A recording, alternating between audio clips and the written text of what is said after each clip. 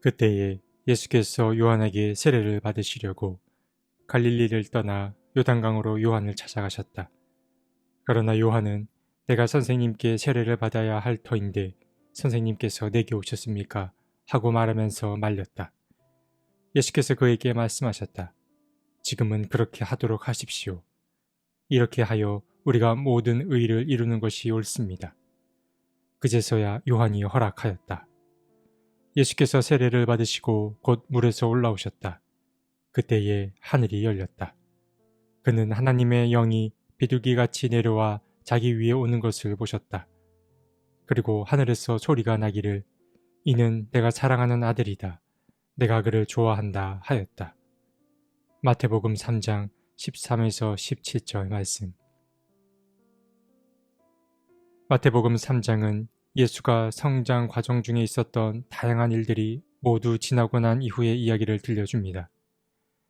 당시 예루살렘의 분봉왕이었던 헤롯은 동방 박사들의 이야기를 듣고 불안감을 느꼈고 그 불안감 때문에 어린 아이들을 모두 죽이라는 명령을 내립니다. 예수의 가족은 천사의 도움을 받아서 이집트로 피신을 가게 되었는데 예수는 한참의 시간이 흐르고 헤롯이 죽고 난 다음에 다시 이스라엘로 돌아오게 됩니다. 마태복음 3장은 바로 이때부터의 이야기를 우리에게 들려줍니다. 예수의 가족이 이스라엘로 돌아오고 얼마 지나지 않아 한 명의 사람이 등장합니다. 그는 세례자 요한입니다. 그는 그야말로 야생의 사람이었습니다. 그는 거친 광야에서 의식주를 해결했는데 요한은 야생에서 구할 수 있는 것들로 삶을 영위했습니다. 먼저 그는 낙터로부터 얻은 털로 자신의 몸을 감쌌고 또 허리에는 야생에서 구한 가죽끈을 메고 지냈습니다. 그리고 그의 주식은 메뚜기와 들에서 구한 꿀이었습니다. 우리는 그가 평소 입고 먹은 것만 보더라도 그가 얼마나 강하고 우직한 사람인지 머릿속에 쉽게 그려볼 수 있습니다. 마치 혜성처럼 나타난 이 세례 요한의 주장은 한 가지였습니다. 그것은 회개하여라, 하늘나라가 가까이 왔다입니다. 그는 다른 이들이 보지 못한 뭔가를 보거나 들었고 또 보고 들은 것을 전하지 않을 수 없었습니다. 그런데 우리는 이 말씀에서 자주 접했지만 관심 있게 보지 못한 대목이 하나 있음을 발견하게 됩니다. 그 대목은 바로 세례자 요한이 메시지를 전한 장소입니다. 그가 메시지를 전한 장소는 광야였습니다. 광야는 사람들이 거주하는 공간으로부터 분리된 장소였습니다. 대부분의 사람들은 예루살렘과 요단강 근처의 터를 잡고 살았습니다. 그러니까 요한이 외치는 메시지는 사람들에게 잘 전해지지 않을 가능성이 매우 높았습니다. 그런데 성경은 말하기를 사람이 요한의 선포를 듣고 자신들의 죄를 고백하며 요한에게 나왔다라고 말했습니다.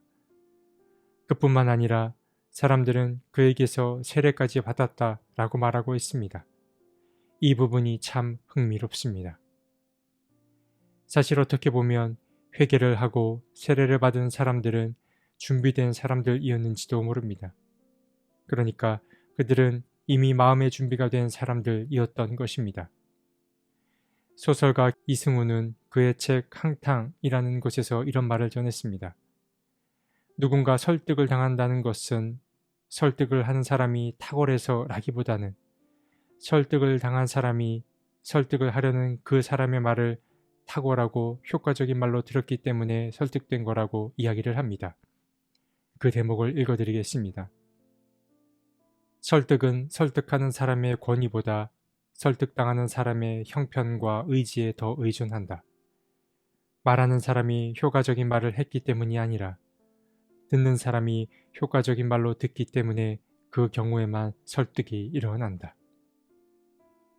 그러니까 사람들이 세례자 요한에게 나온 이유는 세례 요한이 훌륭한 말을 했기 때문일 수도 있지만 방금 한 이야기의 맥락에서 보자면 요한에게 나온 사람들의 그 마음이 그의 말을 들을 준비가 이미 되어 있었기 때문일 수도 있습니다. 이 대목을 통하여 당시의 사람들의 마음밭이 현재 우리의 마음밭과 어떻게 다른지 한번 생각해 볼 필요가 있겠습니다. 말씀드린 대로 3장은 예수의 가족이 다시 이스라엘로 돌아온 후의 이야기를 들려줍니다. 그런데 3장의 이야기가 마치자마자 4장에서 등장하는 이야기는 바로 예수께서 광야에서 받은 시험 이야기입니다. 4장에서 예수는 사탄으로부터 3번의 시험을 받으셨고 그 시험을 이기신 후에 본격적인 공생의 활동을 시작하십니다. 그는 이제 갈릴리로 가셔서 복음을 전하기 시작하십니다. 그럼 우리는 3장의 이야기의 마지막은 어떻게 되었는지를 한번 살펴봐야 합니다. 바로 거기에 예수가 공생의 활동을 할 수 있었던 그 힘의 원천이 있었기 때문입니다. 많은 사람은 세례자 요한에게 와서 죄를 자백하고 세례를 받았습니다. 그리고 어찌 보면 세례자 요한이 외쳤던 그 메시지의 주 타겟층이었던 이들은 바로 바리새파, 사두개파 사람들이었는데 이들도 세례를 받으러 요한에게 나아왔지만 요한은 그들을 향하여 강한 심판의 메시지만 전할 뿐 세례를 베풀지 않았습니다. 요한은 알고 있었습니다. 그저 세례라는 의례 행위를 통하여 자신들의 죄를 간단히 속죄해버리려는 그자들의 심리 상태를 단번에 간파했습니다. 이제 이어서 예수가 등장합니다. 예수는 세례를 받으려고 요한을 찾아갔습니다. 그는 왜 요한에게 세례를 받으러 갔던 것일까요? 그는 세례자 요한보다 하나님에게 더 가까이 있던 자였습니다. 그런데 예수는 요한에게 세례를 받기 위해 그를 직접 찾아왔습니다. 요한을 찾아온 예수는 당황해하는 그를 향하여 그렇게 하라고, 지금은 이렇게 하여서 모든 의를 이루는 게 옳다고 말했습니다. 예수의 이 말은 뭔가 아리송한 말입니다. 예수가 한 이 말의 의미는 과연 무엇일까요? 예수는 하나님의 아들이셨지만 본격적인 사역에 앞서 하나님 앞에 철저히 순종하는 시간을 가져야 했습니다. 이것은 자신이 맡은 사역을 돌아보는 시간과 같습니다. 예수는 자신도 세례를 받음으로 자신의 소속을 재확인하셨습니다. 물론 그는 세례자 요한의 말대로 물이 아닌 성령과 불로 세례를 주실 뿐이지만 그는 반드시 이 과정을 거쳐야만 했습니다. 그런데 예수의 이러한 철저한 순종보다 더 중요한 것은 바로 예수가 세례를 받은 이후에 펼쳐진 상황입니다. 본문 17절을 보면 하늘에서 소리가 들렸는데 그 소리는 이는 내 사랑하는 아들이다. 내가 그를 좋아한다 입니다. 하늘의 음성은 예언과도 맞먹는 것이었습니다. 정말 이러한 음성이 하늘에서 들렸는지 혹은 예수의 마음에서 울려 퍼진 것이었는지 아니면 마태가 예수가 그러한 음성을 들었을 거라고 추측했던 것인지 확실히 알 수는 없으나 이 말은 공생애를 앞둔 예수에게 있어서 무척 중요한 음성이었을 것입니다. 사람은 진심으로 자신을 믿고 응원해주는 사람이 있으면 용기를 낼 수 있습니다. 물론 응원과 지지만으로 상황이 바뀌진 않지만 나를 믿어주고 응원해주는 한 사람이 있으면 우리는 한 걸음 더 내디딜 수 있습니다. 그런데 우리가 응원하고 지지하는 이가 하나님이라면 어떠할까요? 엄청난 든든함을 느낄 수밖에 없습니다. 물론 하나님의 응원을 잘 받아들이기 위해서는 믿음이 필요합니다. 그러나 이 믿음은 추상적인 것이 아니라 내가 그동안 믿어왔던 하나님, 그리고 실제로 나를 응원하고 지지해준 사람들을 통해 가질 수 있는 그러한 영역입니다.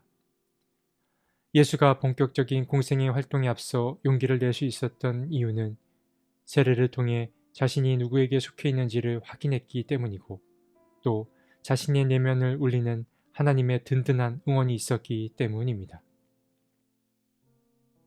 마태복음 3장은 우리를 돌아보게 하는 장이었습니다. 다시 한번 생각해 봅니다. 우리는 세례자 요한의 이야기가 우리의 귀에 잘 들릴 만큼 우리의 마음을 열어두고 사는지요? 그리고 우리는 우리의 소속이 어디이고 또 우리를 향한 하나님의 사랑을 가슴에 잘 간직한 채 살아가고 있는지요? 마태복음이 던지는 이 질문을 통하여 자신을 돌아보는 그런 하루를 보내셨으면 좋겠습니다. 하나님, 밖으로 향하던 시선과 잣대를 거두고 그것들을 나 자신을 돌아보는 기준으로 삼게 해 주십시오. 그러나 너무 무거움에 함몰되지 않게 도와주시고 가벼움 속에서도 진중함을 잃지 않게 해 주십시오. 아멘.